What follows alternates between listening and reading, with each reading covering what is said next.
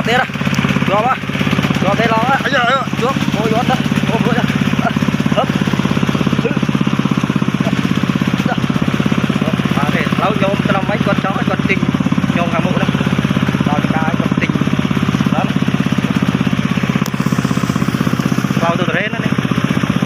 ta đấy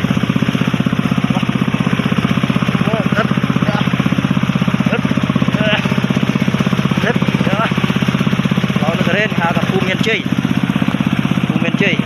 trước lau mà rồi buồn rồi buồn rồi vào buồn rồi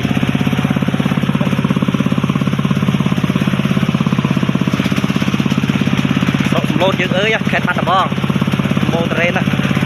hôm nay chơi ngô ai nó ta mà pha bạn nó một cái lệnh rồi thế đó